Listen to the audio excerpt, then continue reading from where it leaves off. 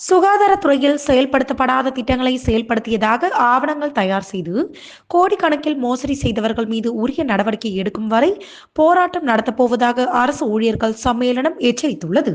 இது தொடர்பாக செய்தியாளர்களை சந்தித்து அரசு ஊழியர் சம்மேளனத்தின் கௌரவ தலைவர் பிரேமதாசன், புதுச்சேரி சுகாதாரத்துறை இயக்குநராக ஸ்ரீ ராமுலு பொறுப்பேற்றது முதல் சுகாதாரத்துறையில் பல்வேறு முறைகேடான பணி நியமனங்கள், இடமாற்ற கொள்கையை முற்றிலும் புறக்கணித்து பல்வேறு இடமாற்ற உத்தரவுகள் என்பது சர்வ சாதாரணமாக நடக்கும் ஒரு நிகழ்வாக மாறிவிட்டது. அது இன்றளவும் தொடர்ந்து வருகிறது என்று குற்றம் சாட்டினார். முறைகேடான முறையில் பணி வாய்ப்பு பெற்றவர்களை பாதுகாப்பது மற்றும் பதவி உயர்வு வழங்க துடிப்பது போன்ற பல்வேறு நிகழ்வுகள் மற்றும் தொடர்ந்து இடமாற்ற கொள்கையை மீறி வருகின்றனர் என்றும் குற்றம் சாட்டினார்.